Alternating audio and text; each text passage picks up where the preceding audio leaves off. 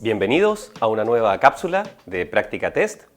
Hoy vamos a revisar el tema número 2 del libro del nuevo conductor, los principios de la conducción.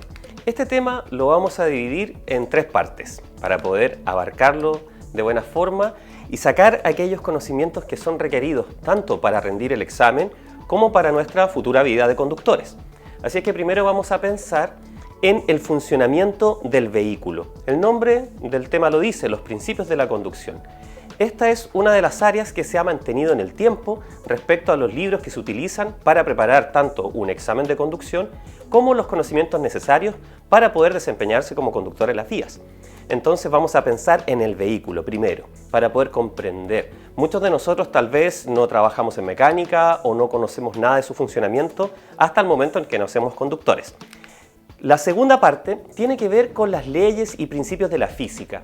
Aun cuando no es algo tan complejo y no requiere tantos cálculos complicados, sí es muy importante que todo conductor comprenda al menos estos principios básicos, puesto que al momento de conducir, aunque muchos vehículos modernos no nos dan esa sensación, nosotros somos quienes podemos llevar una gran fuerza en movimiento con una gran masa que son los vehículos.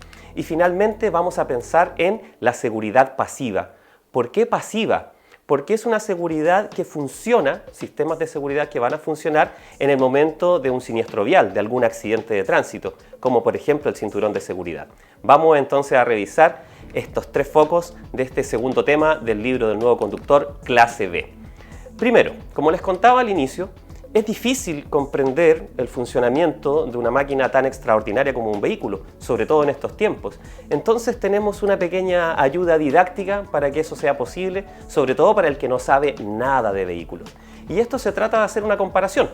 Si nosotros comparamos al vehículo con el cuerpo humano, nos vamos a dar cuenta de que hay muchas similitudes.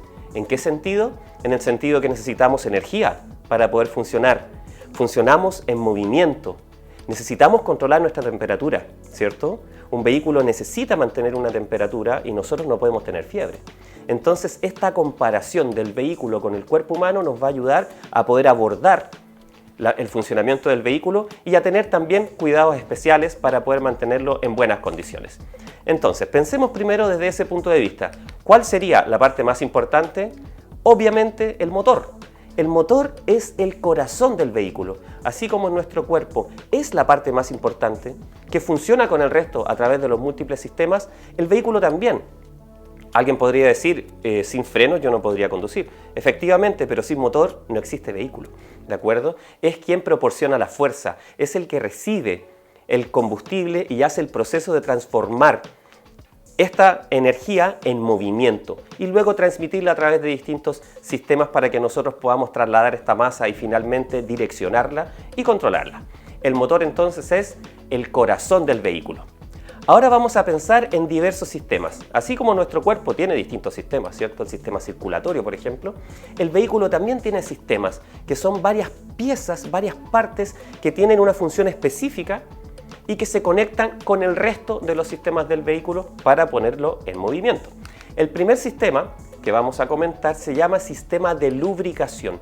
¿Por qué el vehículo podría requerir un sistema de lubricación? Se utilizan distintos tipos de lubricantes. El principal es el aceite. Todos hemos escuchado eso. Cuando comenzamos como conductores, si nos compramos un auto, vamos a sacar licencia, los conductores experimentados siempre nos van a decir: ¿pero ese auto le han cambiado el aceite? ¿Tú sabes cuándo se debe cambiar el aceite? Y la respuesta a esa pregunta es cuando el fabricante lo indique. Todos los fabricantes de los vehículos tienen una serie de recomendaciones para específicamente el diseño de vehículo que han hecho, los materiales que han utilizado y la funcionalidad de ese vehículo. Entonces el aceite va a ser dentro de los lubricantes el que más resalta y el más importante. ¿Por qué? Porque tiene una función muy específica, que es reducir la fricción, el roce y por lo tanto el desgaste de las piezas móviles. ¿Qué son las piezas móviles? El vehículo tiene una serie de elementos, principalmente de distintas aleaciones metálicas, ¿cierto? Y muchas de ellas están en movimiento para poder generar lo que nosotros esperamos, que giren las ruedas y que yo lo direccione, ¿cierto? Para ello es requerido mantener en buen estado el sistema de lubricación. Pensemos ahora en algo que sí se acerca muchísimo al funcionamiento del cuerpo humano? La lubricación, por supuesto, cuando nosotros hacemos ejercicio, ¿cierto? Ahora vamos a hablar del sistema de refrigeración. Aun cuando no necesitamos refrigerar literalmente el vehículo, porque no buscamos que llegue a una temperatura cero. Al igual que el cuerpo, el vehículo requiere de una temperatura para su funcionamiento, pero esta temperatura debe estar en equilibrio. Nosotros no podemos tener fiebre, pero tampoco podemos disminuir nuestra temperatura. Tiene que haber un equilibrio. El sistema de refrigeración permite mantener ese equilibrio en la temperatura para que el vehículo funcione en óptimas condiciones en base al uso que le está dando el conductor en un momento específico. Vamos a pensar ahora en otro sistema que se llama sistema de escape.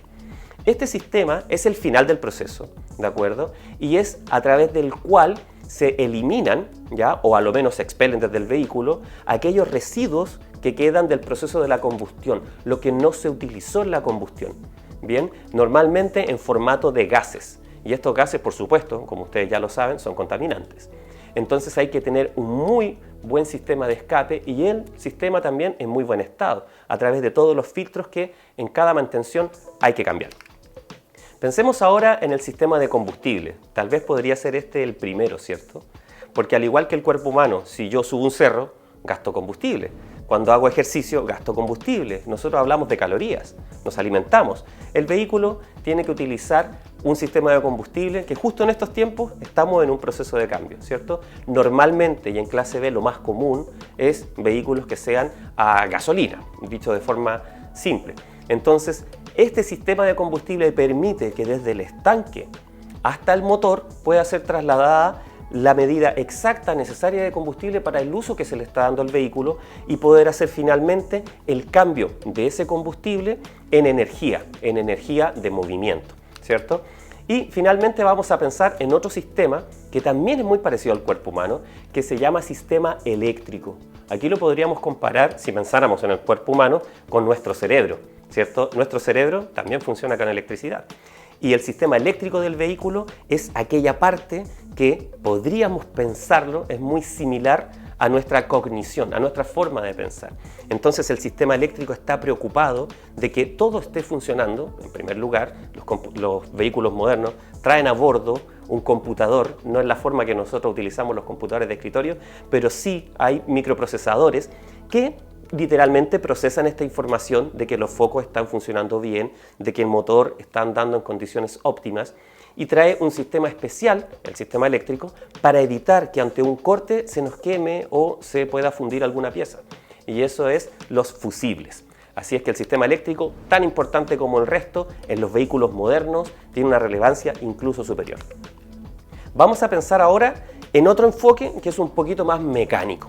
Bien, ya sabemos que el vehículo lo podemos comparar con el cuerpo humano, pero ahora nos vamos a centrar en algo que hemos llamado para esta cápsula en marchas y dirección. ¿A qué nos referimos? Con marchas, en Chile nosotros hablamos de cambios, ¿cierto? Popularmente la gente dice, ¿en qué cambio estás? Voy en segunda, en tercera, etc. Bien, la idea de estas marchas, de estos cambios, es poder transformar y transmitir la energía que viene desde el motor. El motor, una vez que a través del sistema eléctrico se pudo activar y el sistema de combustible inyectó el combustible y generó la energía, lo que hace el motor es transmitir de forma mecánica una fuerza de torque, ¿cierto? Un giro que es recibido por todo el sistema que ahora vamos a analizar, que es el sistema de transmisión. Entonces, ese giro nosotros lo vamos a ir alternando a través del embrague. Embriague se le dice muchas veces en Chile, ¿cierto? El embrague. A través de nuestro pedal en el vehículo, nosotros al pisar estamos desembragando, soltamos, ¿cierto? Entonces soltamos este engranaje, como sale en la imagen, lo soltamos para poder cambiar la marcha. Voy en primera, piso embrague, paso a segunda, suelto embrague, ¿cierto? Al soltar estoy embragando. Nuevamente estos discos, estos dientes de engranaje se vuelven a unir y voy a poder hacer otra combinación para poder tener mayor fuerza o mayor torque o alcanzar mayor velocidad. Bien, por esta razón el embrague funciona como un aliado de la caja de cambios que nos permite a través de la palanca de cambios, como está en la imagen, poder hacer este cambio de marchas Y el sistema de transmisión, este sistema que está abajo que ustedes ven ahí con una serie de engranajes que se ve muy compleja, es el que permite transmitir este giro del motor y llevarlo finalmente a las ruedas, que es lo que nosotros esperamos, que puedan tener la fuerza o la velocidad necesaria en base a nuestras necesidades de conducción. Y finalmente el sistema de dirección, que después de que todo este proceso ya está en funcionamiento, nos va a permitir, y en los vehículos más modernos, sin casi un esfuerzo por parte de nosotros, nos va a permitir poder direccionar el vehículo en, por supuesto, la dirección que nosotros queramos. Ahora vamos a dar otro paso y nos vamos a ir a algo un poco más concreto, tal vez más segmentado.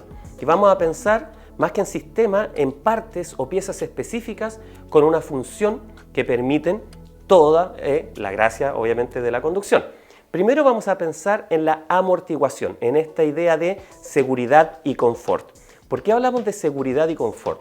Tal vez estamos siempre preocupados de la seguridad, ¿cierto? Decir confort para algunas personas ¿es necesario que sea tan cómodo? Y la respuesta obviamente es sí. Es muy necesario que un conductor y tanto los pasajeros de un vehículo puedan viajar o desplazarse en condiciones de comodidad. Pensemos lo siguiente, y aquí se relacionan algunos temas del libro El Nuevo Conductor.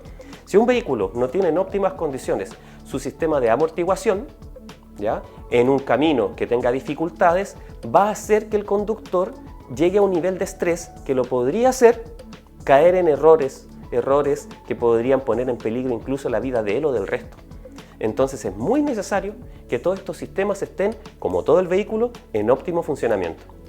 El sistema de amortiguación, como su nombre lo dice, ¿cierto? Los amortiguadores, ustedes ven en la imagen estos resortes, ¿cierto?, que están cerca de cada rueda, dicho de forma simple, van a permitir que cada una de estas ruedas pueda literalmente amortiguar elementos que hayan en la vía, ya pensemos, no sé, piedras, por ejemplo, para que ojalá el conductor y los habitantes del vehículo vayan en la condición más cómoda posible. Ahora vamos a pensar en, como está al medio de la imagen, los frenos. Bien, han avanzado muchísimo en los últimos años todos los sistemas de frenos. Tal vez a ustedes les suena mucho esta idea de los vehículos que tienen ABS, ¿cierto? Los frenos de disco ventilados, etc. Bien, lo importante de los frenos, en primer lugar, es conocer el sistema de frenos que tiene su vehículo, saber cómo funciona y utilizarlo de la mejor manera. Luego, mantenerlo, al igual que el resto del vehículo, pero especialmente el sistema de frenos, porque es una de las áreas que provoca la mayor cantidad de accidentes, mantenerlos en óptimas condiciones, en un buen estado. Un buen mantenimiento de los frenos es vital. El sistema de los frenos, ¿qué es lo que va a permitir? Está clasificado como seguridad activa, a diferencia de lo que vamos a ver al final de esta cápsula. ¿Por qué? Porque lo estoy usando constantemente, porque literalmente el sistema de frenos es el que puede evitar un accidente. La seguridad pasiva solo minimiza las consecuencias de uno de estos eventos. Ahora vamos a pensar, justo al lado de los frenos, en los neumáticos. Siempre vamos a decir que todos los elementos son importantes, aunque algunos puedan tener una relevancia más inmediata. Podría tener un muy buen sistema de frenos, pero si no tengo mis neumáticos en buenas condiciones, ¿qué es lo que estoy haciendo? Finalmente no voy a optimizar el uso de esos frenos, que pueden ser de fábrica tal vez muy buenos, o yo los tengo en un buen mantenimiento. Los neumáticos también deben ser, aparte de todas sus características, primero de un punto de vista general, adecuados al modelo de su vehículo. Muchas personas, tal vez por una idea estilística o simplemente por gusto, utilizan neumáticos que no son el más óptimo. Nuevamente, ¿vamos a quién? Vamos al fabricante. Como lo dijimos con el lubricante, se cambia el aceite según la recomendación del fabricante. Entonces podríamos decir lo mismo con los neumáticos. Se utilizan neumáticos en base a lo que aparece en el manual del vehículo, la recomendación del fabricante. Hay ciertos tipos de neumáticos que podrían no sacar el mejor provecho a nuestros vehículos, incluso no marcando la velocidad adecuada. Entonces, los neumáticos tienen una característica muy importante, que por supuesto podría ser pregunta en algún examen, ¿cierto? Y eso tiene que ver con los surcos, estos dibujos, estos grabados, que permiten que tenga mayor adherencia. Y eso tienen que tener una profundidad mínima, no puede ser menos de 1,6 milímetros. Si usted tiene menos, ¿qué es lo que va a ocurrir? No va a pasar la revisión técnica. Pero ese no es el problema más grande. Va a disminuir la adherencia de sus neumáticos a la calzada y lo va a poder poner en riesgo, tanto a usted como a los ocupantes también del vehículo. La medida ideal es 3 milímetros, ¿ya? Así que eso no lo olviden, podría ser pregunta de examen. Ahora vamos a pensar en las luces. Como aparece en la imagen, acá abajo ustedes ven que dice luces delanteras y luces traseras. Todos los vehículos deben tener luces, incluyendo vehículos de tracción animal, incluyendo también bicicletas. Todos los vehículos que transportan personas, que participan en las vías, deben tener luces. A grosso modo, vamos a pensar que las luces que se proyectan hacia adelante deben ser blancas o amarillas. Y las luces que van hacia atrás, rojas o naranjas. En el caso de los vehículos, también vamos a incluir una luz blanca, que es la luz de retroceso. ¿De acuerdo? Aparte de estas luces, tenemos que tener luces de viraje. Las luces de viraje pueden ser amarillas o naranjas, ¿bien? Y, por supuesto, las luces de freno traseras, que también son rojas. Así que es muy importante no cambiar el color de las luces. Saber si esta reglamentación es necesaria. ¿Por qué? Porque no está inventado por algo estilístico, sino que tiene una funcionalidad. Y finalmente vamos a pensar en los espejos. Los espejos, que son parte, lo hemos conversado siempre en todo nuestro material, de las comprobaciones previas al iniciar la conducción, ¿cierto? Ajustar bien los espejos. Los espejos tienen que estar en una muy buena posición, aparte de en buenas condiciones. Y los espejos nos van a permitir cumplir nuestra regla de 3 pasos en cada maniobra que hagamos en el vehículo. O sea, primero miro, luego señalizo y finalmente realizo mi maniobra, para que el resto de los usuarios de la vía sepan y se anticipen a lo que yo voy a hacer.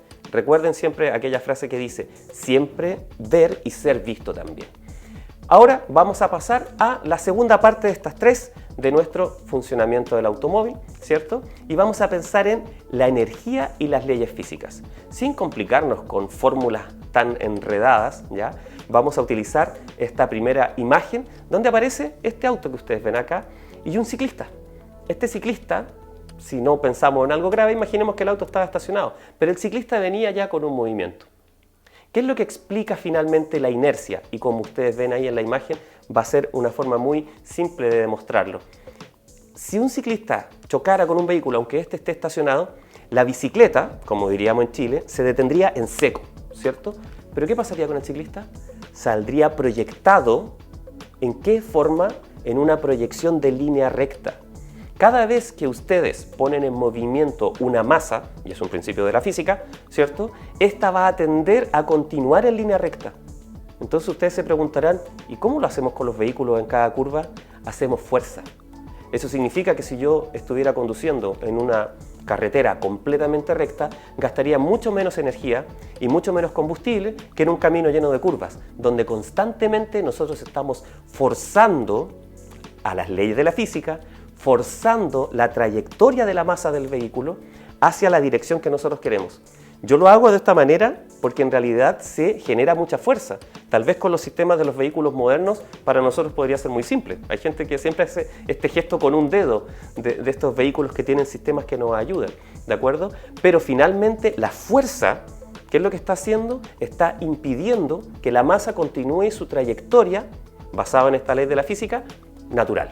Entonces ese ejemplo se ve muy bien en un ciclista, para explicarlo, cuando después de este golpe el ciclista tiende a ir recto. Pero el problema ¿cuál es? Es que cuando nosotros estamos en vehículos a altas velocidades también va a ocurrir lo mismo con nosotros.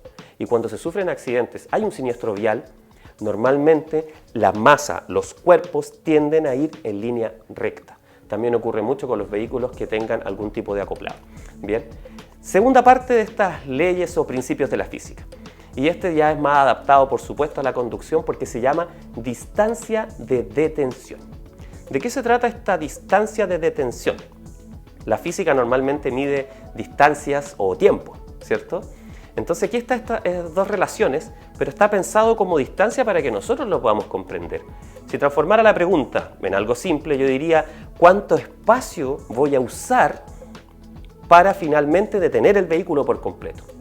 Entre más fuerza traiga el vehículo, entre más pesada sea su masa, entre mayor velocidad yo tenga, obviamente va a costar muchísimo más detenerlo, ¿cierto? Eso ya suena lógico. Pero lo importante acá es poder dividir el proceso en 2 partes. Una se llama distancia de reacción. Y uno se pregunta, ¿quién reacciona? ¿El conductor o el vehículo? Por supuesto del conductor, ¿cierto? Entonces, la reacción de un conductor de manera estándar se ha calculado en al menos un segundo. ¿En qué consiste ese segundo? ¿Qué es lo que pasa en ese segundo? Un conductor ve un problema en las vías, lo ve, piensa, significa que aplica un criterio, y finalmente hace el movimiento de su pie para frenar el vehículo. Ese proceso, aunque suene muy exagerado, puede durar aproximadamente un segundo en la mayoría de los conductores. Entonces, a distintas velocidades, ese segundo va a significar una cantidad de metros que el vehículo sigue avanzando. Luego de que esta distancia de reacción ya pasó, el conductor vio el problema, pensó, frenó, en un segundo y avancé X metros, el vehículo recién recibió la información física para poder activar su sistema de frenado y detenerse por completo. Y ahí tenemos una segunda parte, que también se calcula de manera estándar, pero va a variar dependiendo de la fuerza del motor, del estado del vehículo, del peso de la carrocería, si lleva carga o no lleva carga, etc. Las condiciones del asfalto. Son muchas variables, pero en general, ¿qué es lo que queremos comprender con esta distancia de detención? Que para poder detener un vehículo deben pasar dos cosas. Debo reaccionar y el vehículo finalmente debe frenar. Y las dos juntas se llaman distancia de detención. Y la última es la gravedad, la famosa ley de la gravedad, ¿cierto? Aquí, como ustedes ven en la imagen, aquí abajo, tenemos como un camión que va a toda velocidad, pero está en una vía inclinada. Entonces nosotros ya podemos comprender, tal vez la mayoría de nosotros antes de ser conductores, lo podríamos haber experimentado en bicicleta, ¿cierto? Sabemos que si la calzada está inclinada, los cuerpos van a tender, la masa, bien, personas, vehículos, todos, van a tender a ir hacia abajo. ¿Qué significa eso? Que cuando nosotros estemos conduciendo hacia arriba, vamos a requerir mayor fuerza, mayor torque de parte del motor para que nosotros podamos trasladar esta masa, porque vamos a ir en contra de la gravedad. Lo mismo que ocurría con la inercia. Cada vez que doblamos estamos en contra de la inercia y ahí es donde se genera muchísima fuerza. Así que la fuerza de la gravedad, conocida por todos, obviamente muy simple, tiene un impacto muy grande en la conducción. Y ahora vamos a pasar a la tercera parte de nuestro segundo tema del libro Nuevo Conductor Clase B, la seguridad pasiva. ¿Cómo nosotros podemos definir a una seguridad que sea pasiva o activa? Y ya lo habíamos dicho, la seguridad pasiva es la que minimiza las consecuencias de algún siniestro vial, de algún accidente de tránsito, ¿cierto? Entonces vamos a clasificar dentro de la seguridad pasiva al cinturón de seguridad, el sistema del airbag e incluso el apoyacabezas. Primero, cinturón de seguridad, por supuesto, en nuestro país obligatorio ya hace años, bien, no tan solo debe utilizarse, sino que debe utilizarse de buena forma para evitar, por ejemplo, efectos como el famoso efecto submarino. Si es que usted utiliza toallas en el asiento, si no queda bien ajustado, en el momento de un impacto usted podría salir desplazado hacia abajo en el habitáculo. Por eso debe estar muy bien ajustado. Y no tan solo debe utilizarlo usted como conductor, sino que es responsabilidad suya que el resto de los participantes de este desplazamiento, las personas que estén en el habitáculo del vehículo, también se tienen que poner el cinturón y de buena forma. Y va a ocurrir lo mismo con los sistemas de retención infantil. Entonces, si yo llevo esto a la preparación que ustedes están haciendo del examen teórico de conducción, pero luego van a tener el examen práctico, ¿qué es lo que debiera hacer cuando me estén evaluando? Si es que la persona que me va a evaluar no se pusiera el cinturón, yo debería pedirle que se ponga el cinturón, o si no puede ser una falta reprobatoria en el examen práctico. ¿Y para qué está hecho esto? Para que ustedes no lo olviden. Deben pedirle al resto que sí use el cinturón y lo use de buena forma. Segundo, vamos a pasar al famoso airbag, las bolsas de aire, ¿ya? Que antiguamente eran consideradas un lujo en nuestro país. Ahora la mayoría de los vehículos las traen. Tal vez no traen tantas, pero al menos sí en el espacio del conductor. ¿Qué es lo primero que hay que desmitificar al respecto? Este sistema de seguridad es muy bueno, ¿ya? Pero no funciona solo.